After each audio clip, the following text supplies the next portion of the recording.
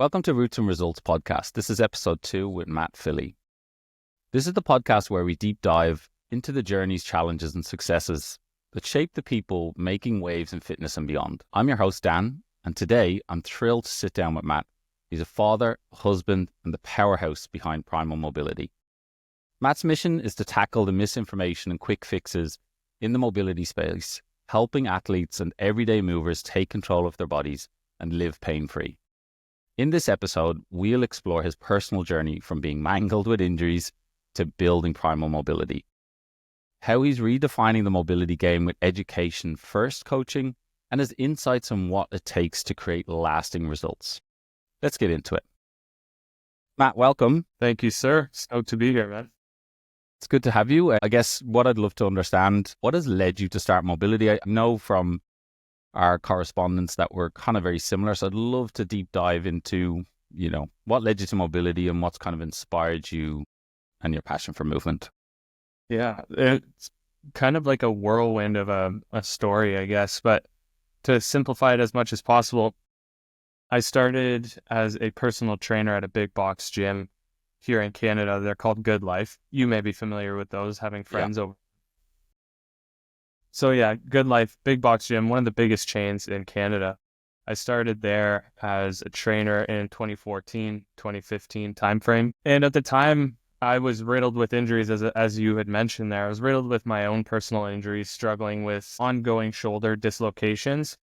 So by that time, I had around 7 dislocations myself.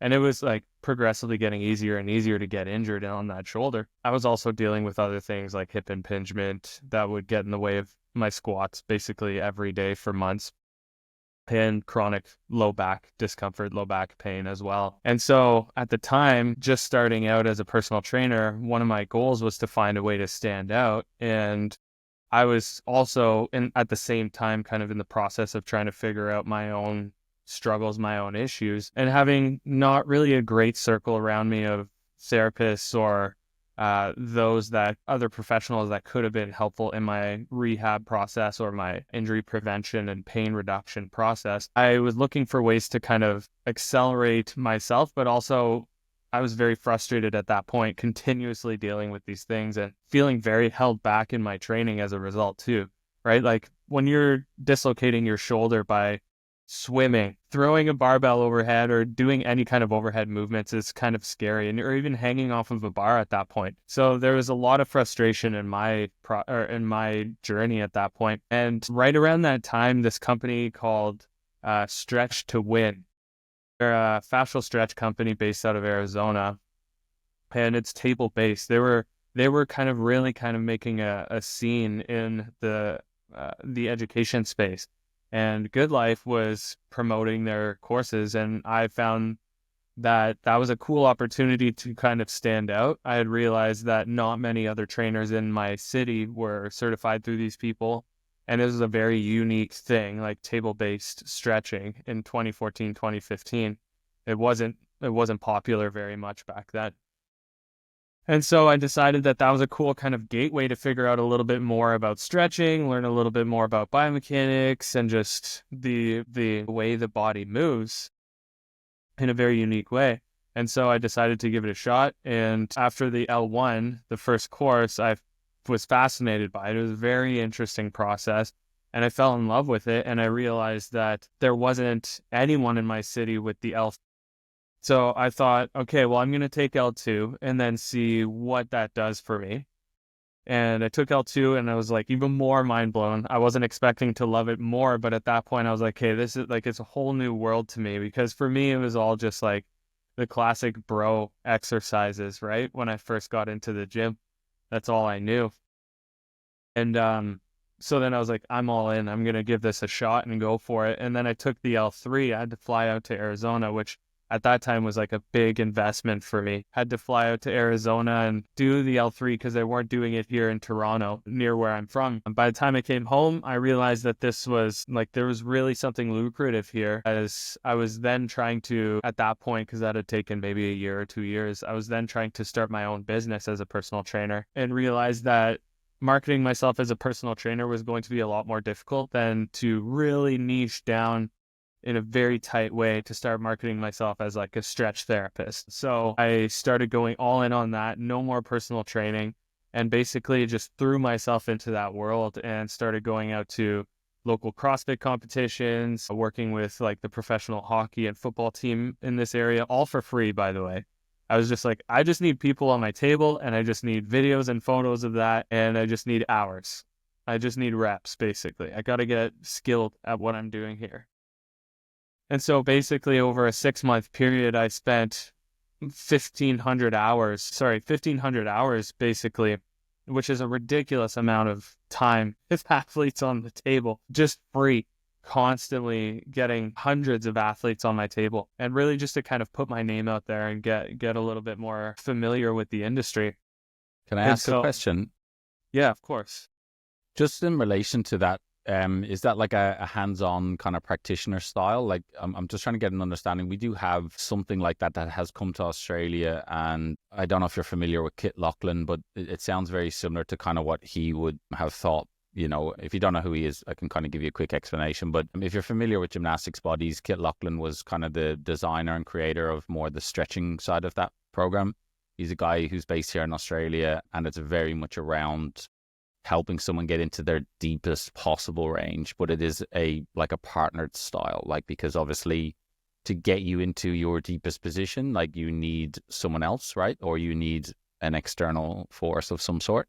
It's just not possible for somebody to truly relax and be pushed into a deeper position by themselves, right? So I was just curious, is that kind of what it is? It's you with your hands on an athlete or a person and actually like manipulating them into a deep stretch position, right?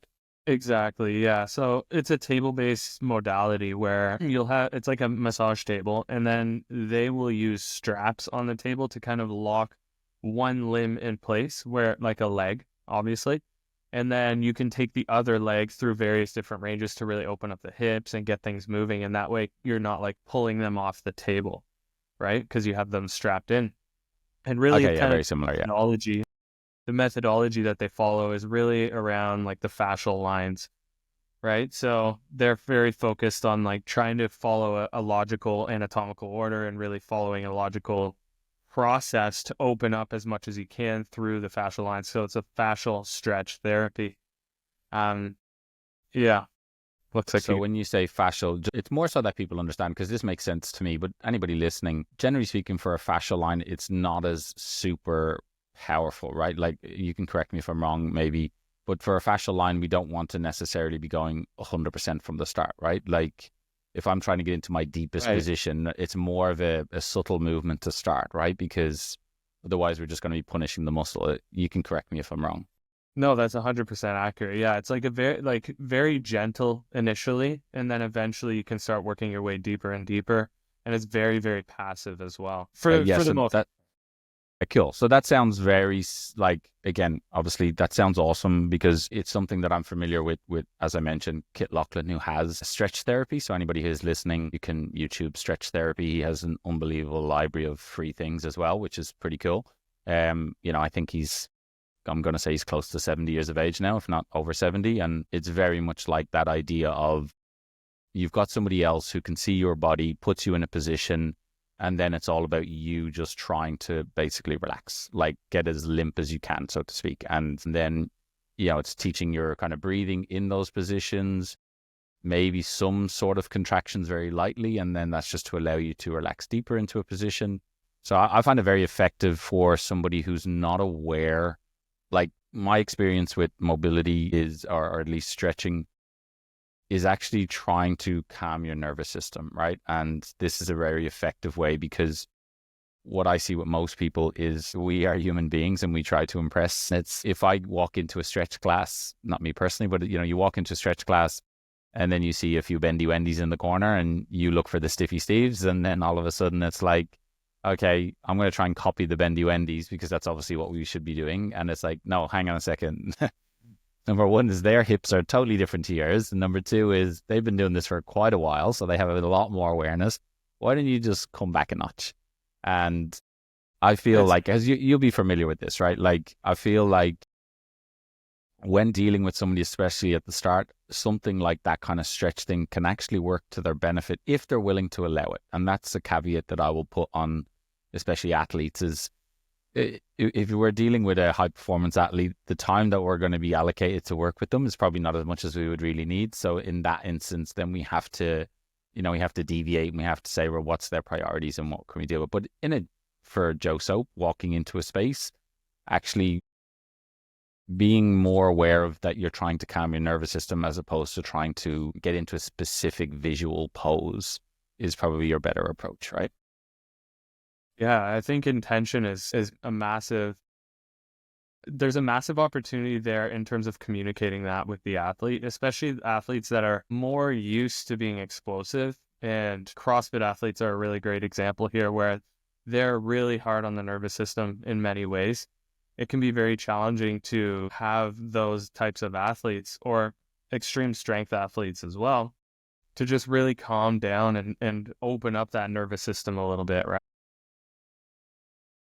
Big part of mobility in general, not just fascial stretching or just stretching in general, but it really is about mobility. It's a game of managing and influencing the nervous system to whichever direction you want to go in. In some cases, you're going to want to calm it down and relax to really help open up and sink into those deeper ranges. And in some cases, you're going to want to rev it up and really start applying intensity and getting a stimulus to the deeper ranges of motion to force adaptation, right? So I think that's an interesting topic itself, is the nervous system. And that's the game that we're playing really as mobility coaches. And what does mobility mean to you? Like, why is it such a powerful tool for personal growth?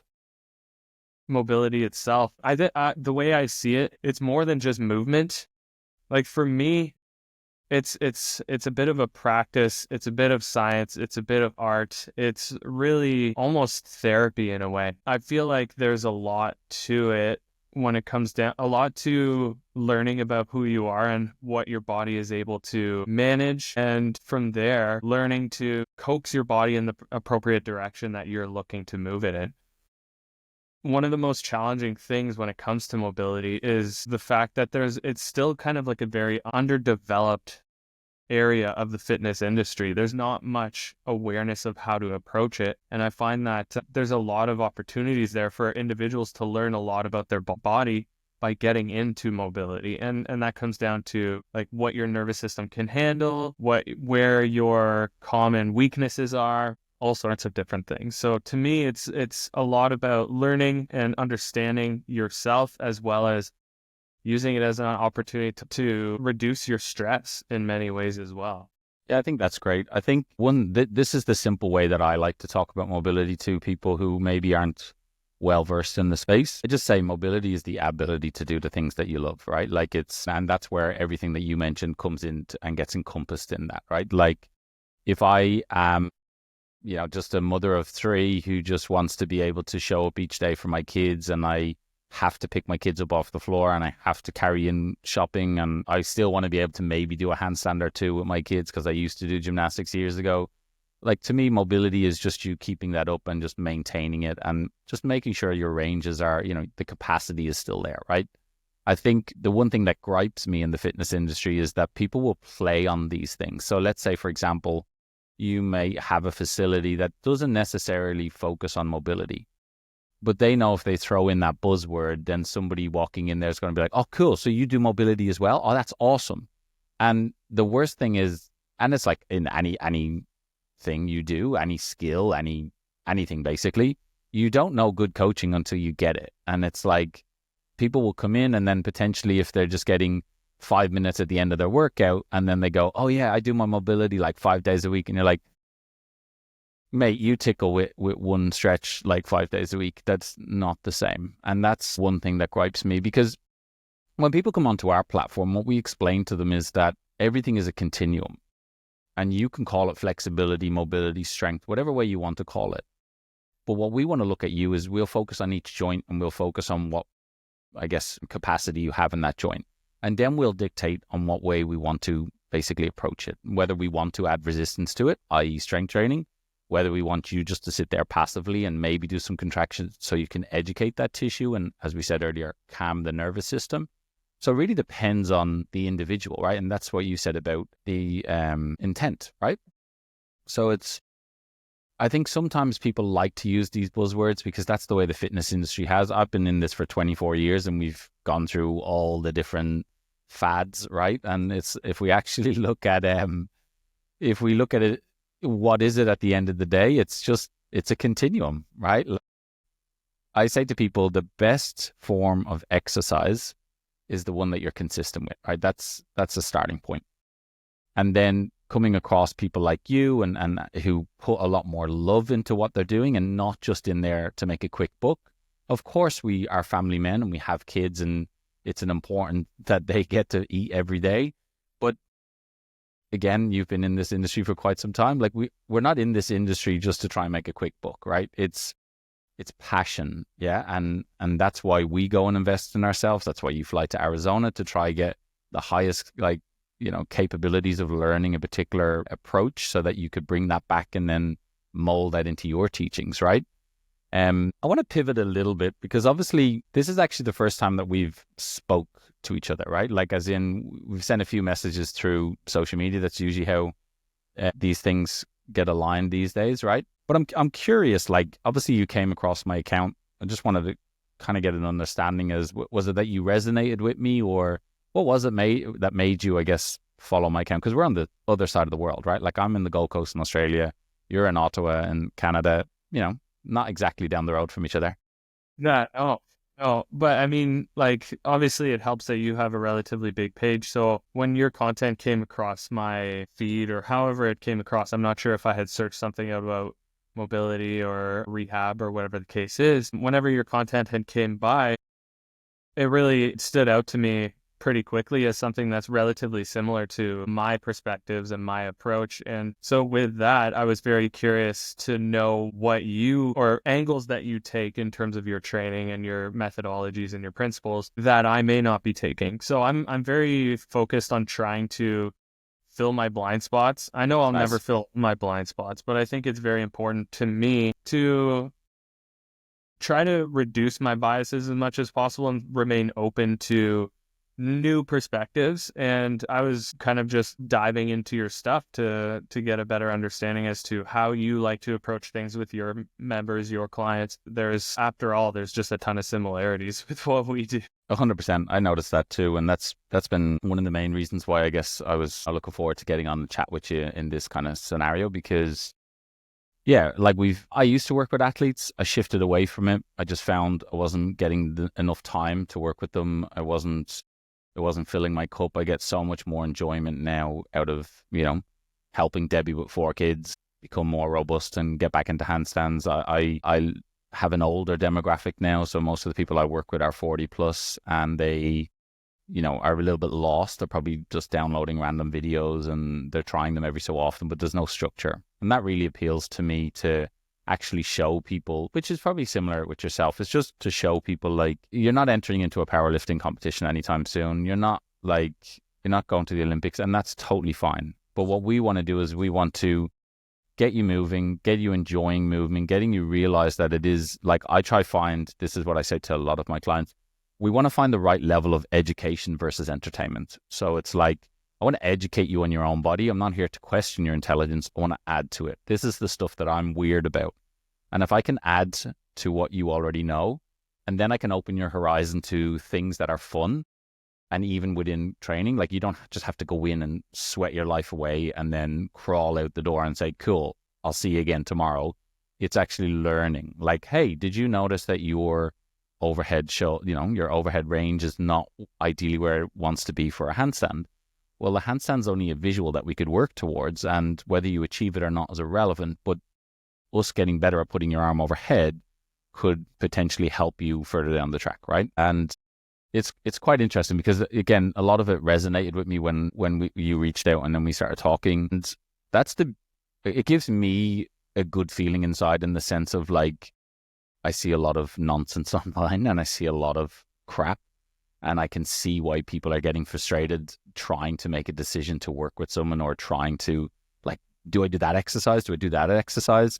And what I always say to people is, the simpler it sounds and the way it's delivered is generally I would put confidence in that person who's delivering that. I think sometimes people who try to use massive words and try to complicate things, then I would question how much they understand it. It's like bringing back to the Einstein idea, which is if you can't explain it to a 5-year-old, do you really understand it, right? And I have a 5-year-old, so it's like most of the stuff that we exercise, she'll try it, and it's beautiful to see. Like if anybody watches my stories, you'll see that I train at home. I have a gym at home that we built. Obviously, it's our filming studio, but my kids run around while I'm training, and they have their own little tiny weights, and they'll always try and copy the movements that I'm doing. And it's beautiful because it's putting a positive association towards movement, which is what I'm a big advocate for.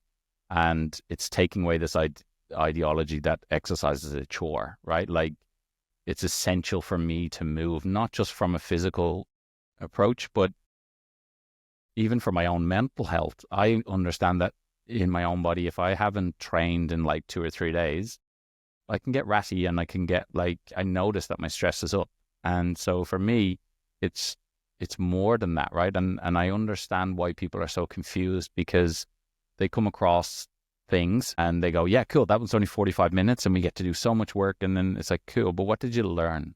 What did you learn from that?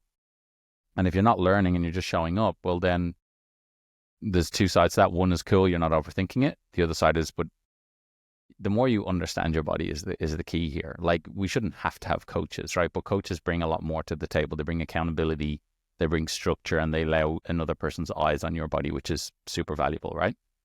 And look, I understand that people have challenges, and I understand there's a lot more variables. What I'd love to know, I guess, or I'd love your advice on this, is what kind of advice would you have for people who are feeling stuck or frustrated in their fitness or movement practice? Yeah, I guess this is a good opportunity to kind of take it back a little bit, because you were just mentioning that you changed your demographic that you were working with, the population that you chose to work with, from athletes over to, and earlier on in our conversation, you were discussing tennis players or golf. I think it was tennis that you were mentioning. Yeah. Yeah. So and then you went to a different demographic, working with, older population who's just wanting to feel great again. Right. I myself, my company, we work a lot with high level athletes. You were saying you're not making it to the Olympics anytime soon. You're not going for a powerlifting competition. Those are the exact people that we're working with. And the funny thing is that you said when you moved over, you were just like, we just got to get you moving again. We just got to get you enjoying that process. The funny thing is that there's a lot of similarities with the work that we do with people. Is that those that are still competing at the highest level, they still don't necessarily have an effective approach at managing and addressing and improving their range of motion and how they feel within those deeper ranges, right? So the capacity, their joint capacity within those deeper ranges of motion. A lot of it comes down to just getting people moving outside of the sagittal plane. And the more 100%. we do, the more they feel better. And it's like, again, you're talking about simplifying it. It really does not need to be complicated whatsoever.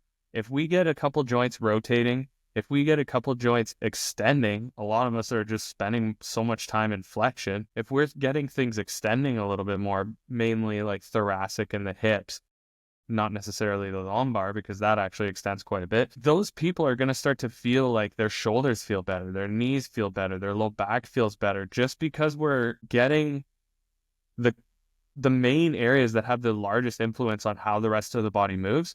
We're getting those areas to be challenged in positions and planes that they're not often challenged in. And really what that does is it helps reduce the stress that is placed on the body during their training in other ways. So now their shoulders aren't taking as much of a beating when they're getting the loading overhead, because their thoracic can extend, and now their scapula magically moves more effectively, and then the shoulders are able to move and their neck doesn't hurt. And so all that came down to was just having a simple approach, very, very simple, but it feels very different. It feels very different because most people's training is just forward and backwards, just in that sagittal plane. And if we get you moving outside of that, it's going to feel very difficult, because the path less traveled is always the more difficult path to go through. But it's also going to have a massive effect on how you feel during that sagittal plane training as well, because your joints are able to withstand stress to a greater degree. I guess I kind of went on a bit of a tangent there, but I forget what your question was. No, that's it's completely sorry. It's completely fair. Look, I've nothing against working with athletes. I've worked with, especially here in Australia, I have worked with Olympic athletes. I've worked with some in the NRL, which is the rugby space. So again, it's kind of similar to hockey, and you just have guys that just break their body, right? Like my background is Gaelic football and hurling. So again, sports that are very physical, which is kind of what led me into do what I do. And yeah, like for anybody out there, like who obviously enjoys watching athletes, just because they're athletic at the sport that they're doing doesn't mean that they're great movers. It means for a lot of them, they're very sport specific. And as you said, from my experience, I guess, is you said about they're so much focused on the sagittal plane. So like forward and back movements. It is a very cliche program. Like I can nearly tell when I assess somebody and then I see the program, it's like, yeah, I presumed it was going to look like that. And what annoys me a little bit is more sometimes there's a bit of argument between the physios of the particular clubs that you're trying to work with, because if they don't truly understand your approach, then it's easier for them to negate it and just say, well, no, that's not what we do here. And to give you an example, we have the Polynesian community here in Australia, like, because a lot of them are amazing athletes. Anybody thinks of The Rock and you think of his size and you think of his like stature. So when they're playing rugby, like these boys can move, right? Like they are fast and they are 100 plus kilos. They are big dudes. Very athletic. Exactly. And but the problem is that if they're always focusing on these forward and back movements, and then you take rugby as a scenario where you have to sidestep, you have to absorb impact. What happens a lot in this is it's like this test of, let's see how heavy this guy can lift. When actually putting a barbell on their backs is irrelevant, because that strength is just natural and it's already been there since they were 14, 15 years of age, and they've just got stronger and stronger. And I say this out of experience because I had an amazing athlete who came back from Europe who lost his professional contract in rugby union, and he came back to Sydney. He wanted to kind of move more into a coaching space as well as a player. And he was curious. He was 36 at the time, and he was curious to see how much longer would he get on his, would he be able to play another year? Just play one more year. He came into our facility. I started working with him one-on-one. And all we focused on was kind of what you said around, let's just get you moving in different planes of motion. Like, let's see, like, what range do you have when you rotate your shoulders? Like, how are your hips rotating? Do you have any movement from your spine? Because you got to understand, this guy was 130 kilos. This guy was in a scrum playing professional rugby, so he was constantly absorbing impact. He had more injuries than you can imagine. And what was amazing was he ended up playing for another 4 years, right?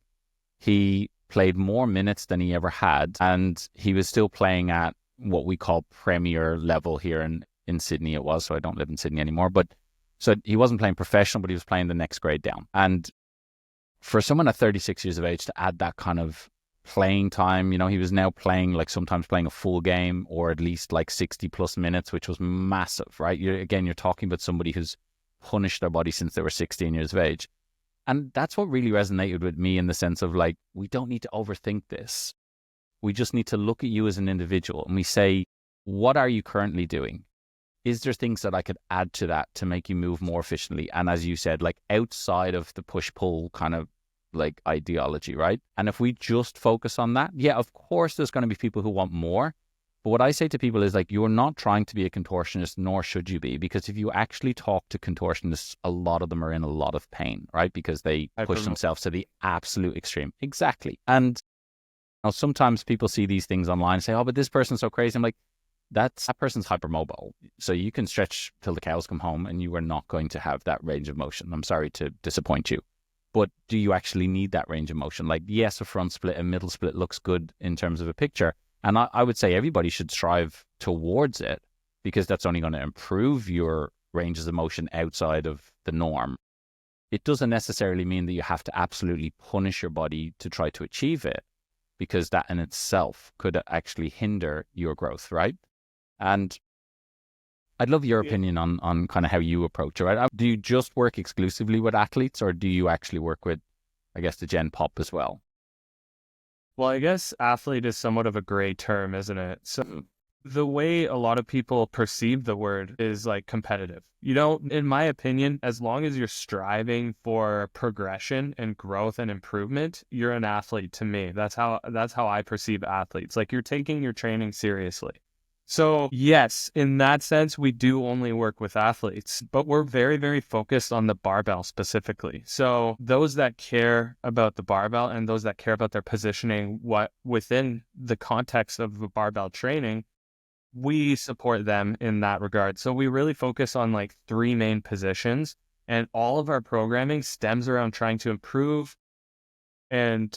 basically how people feel within those. So we really focus on the deep squat, the overhead, and forward fold, and the front rack. Really, within all of that, there's so many different issues that can come up, right? So people may be struggling with knee pain within that. People may be struggling with other various types of pain, like shoulder pain, low back pain, hip pain, whatever. So it may not necessarily just be the positions, but it may also be what kind of pains are you dealing with within those positions. So kind of like the methodology or the process that we take is really about looking at the position, dissecting it down into like the various biomechanics that are involved within that position, isolating them, and also addressing them. So addressing them in isolation, but also addressing them in a global way, and then bringing it back to the barbell. And just like, I should watch how I say that, because we never take the barbell away, but in the sense that we're just basically saying like, we're going to work on these things in isolation, and then we're going to see how your movement under the barbell improves and progresses as a result. So for the deep squat, for example, we're going to be focusing a lot on ankle dorsiflexion, hip internal rotation, hip flexion, the position of the pelvis, those kinds of things. And we're going to address those in isolation, but we're also going to be we're going to be programming in like squat holds and stuff like that. So again, in a very global way. And all they're going to still be doing their regular programming. So the way we approach it, we're very much like a supplementary program for these individuals. But to answer your question, anyone that cares about their performance under the barbell and they don't want to take the barbell away just because they're dealing with low back pain, like they're frustrated that they can't squat anymore because their knee hurts or their low back hurts, and that's taking away from how they feel mentally, because the training like that is what gives them joy, and so their confidence reduces. And so, you know what I mean? So anyone that's trying to improve their performance under the barbell for life or for sport, those are the people that we work with. Yeah, nice. Yeah, I think for anybody who's not really versed in the like powerlifting space, like a lot of top level powerlifters like have great movement, right? Like we have an amazing 100%, yeah, because it makes sense to me. If you were trying to lift a shitload of weight and you want to get it overhead as quick as possible, well, then it would be a good idea that you can drop into your bottom position and have good shoulder flexion very, very quickly.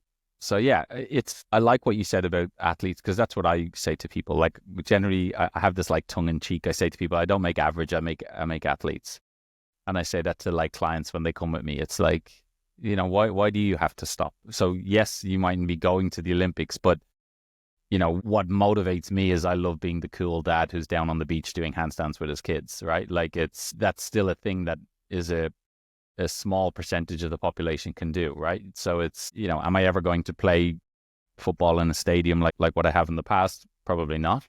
But that's not to say that I can't remember that, and it's not to say that I can do like cool, amazing things pushing forward, and that's what I really like to advocate for with everybody. It's, you said it yourself, yeah, take yourself seriously. Like I'm 39 years of age, going to be 40 this year. So in my mind, I still have 60 years left on this planet. So it's kind of like, wouldn't I want to keep striving to moving as well as I can as I age, and just being okay with the setbacks? Like I have setbacks all the time. That's what I say to people. Like I played a sport that used to involve sticks, and you'd have sticks broken over your back, and you thought you could run through a brick wall.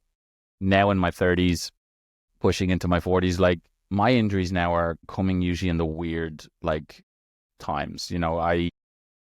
About maybe 6 months ago, I had a bit of a setback with my hip and my lower back. So I had chronic back pain for about 5 years. It was gone for the last 4 years. And then I had this awesome week of training, like felt amazing. Probably did a bit too much because I felt amazing. And then I I was teaching my daughter how to cycle a bike, and she kind of like turned away from me. I leaned over to grab her, and I was already hinged over from the hips, pulled my SI joint, kind of like just hips were out of alignment. And I was wearing a pregnancy band for about 2 weeks to try and like, because my hips were so out of whack. It was crazy. But the reason why, say again, That's a visual. I actually have a reel with me wearing the pregnancy band because I wanted to show people like, hey, people have this fascination that like, oh, we're going to bulletproof your joints. I'm like, that's bullshit. Like, I hate the term bulletproof, right? Because gimmicky terms, Yeah, because it's a selling point, and that's what annoys me. If I ever see the word bulletproof on someone's page, it's like, right, we're not aligned, and you're off right away. 100%, because I know it's just a sales tactic, and that's not to like, it's not to like scare people here, like, but just to make a reality is that now my injuries usually come from the most weirdest of things, and the point is that I just get back and I do the protocols that I need to do. And I appreciate that maybe I need some manual therapy to help with that. And then I continue with the protocols that I want to do. And then in this scenario, 2 weeks later, I was back jumping around and doing handstands and training. So yes, it was a minor setback. But what I say to people is it's when you turn those oh shit moments into oh damn moments. And it's like, all right, that didn't feel good. Probably going to have to rest now for a few days. Maybe ice it up. Now I'm good. As opposed to, I think I've torn something. I think I broke something. Like, that's kind of what I like to teach people, right? Even Superman had his kryptonite, right? It's like, there's always going to be something, but that's not to scare you. It doesn't mean like, if you're going to live that way, then don't drive a car, don't go outside, wrap yourself in cotton wool. But I appreciate that there might be something in terms of a setback, plus, which you're well aware of, if you're dealing with people who are pushing themselves to their limits, you don't know your limit until you get past it. How do you find out? Wait. Look, what I'd kind of like to get an understanding is, obviously, moving forwards, what's your intentions for 2025? We're still kind of early in the year, but have you any big plans? Do you, what way do you do things? Are you very much in-house? Are you online? Like, if somebody wanted to, if we do have people here that are interested in kind of having a conversation, what's on the horizon? Yeah, so everything since 2018, everything we've done has always been online. Recently, in September of 2024, so relatively recently, we actually pivoted. So we were more of like a high ticket approach where we would work very closely one-on-one with our people. But we recently pivoted and went more of like a low ticket membership base. Really, that just felt better to me. It's like my mission has always been kind of like big impact, so to speak, big impact in terms of like volume. I want to just spread my knowledge around as much as I can. So our membership is very, very affordable. It's $37 US per month. And with that, the main vision that I have since developing this new program is that I want to, and it's going to sound very cliche, but I'm not exaggerating whatsoever when I say it. I want to create the greatest mobility training experience on the planet. And to me, that means that it needs to be comprehensive. It needs to be relatively, like, it needs to feel very customizable. And it needs to be interesting and exciting for the individuals who are within the platform. And that's kind of what I've seen to be somewhat of an issue for many people in my space, which, again, barbell athletes, right? So CrossFitters, powerlifters, weightlifters, anyone who deals with a barbell. A lot of what's out there right now is somewhat boring, and it's all kind of the same. So it's a lot of like follow along stuff where you just watch a video for 20 minutes and hold the stretches and do this and do that. There's rarely any progressive overload involved. In some cases, it's somewhat catered to what the individual is struggling with, but again, never any progressive overload involved. So the individual is not actually developing more capacity and creating adaptation, an adaptive response to their tissues. So that's one of the main components, one of the main pillars behind our methodology, is that it has to be progressive. And so that's kind of like the big vision for the next 5 years, 10 years even, is like, how can we continue pushing the bar? I want people to come to our low ticket item and basically feel like it's 10 times cheaper than what they're getting. And that's what really drives me and excites me, is that it's like, yes, of course, as we were talking about in the beginning, like, sure, money is important to everyone, right? But for me, what really drives me, like, I don't care if I get another $100 or $1,000 in my bank account or a million, whatever. Like, I don't care about numbers. For me, what drives me is doing something amazing and like creating something very special.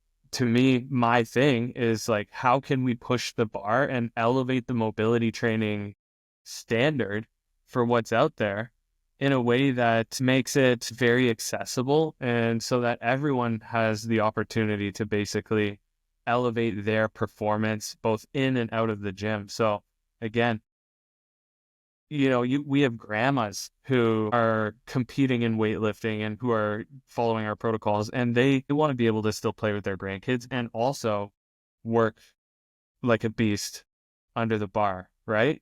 So I want our people to not only feel amazing outside of the gym in their life, but I also want them to feel incredible in the gym as a result of the programming as well. So the way we do that is to kind of speak to them in their gym language, help them understand that improving the positions under the barbell, improving how you feel under the barbell naturally carries over to your life as well. So if you're getting under the bar and your low back's not hurting as much, well, guess what? You're picking up little Jimmy or little Sandra or whatever much easier at that point, right? So that's kind of my vision over the next, who knows how long. I don't think I'm ever really going to stop chasing that. It's like, that to me feels like the most tangible way for me to create something astronomically special with my skill set. So that's kind of nice. the big vision.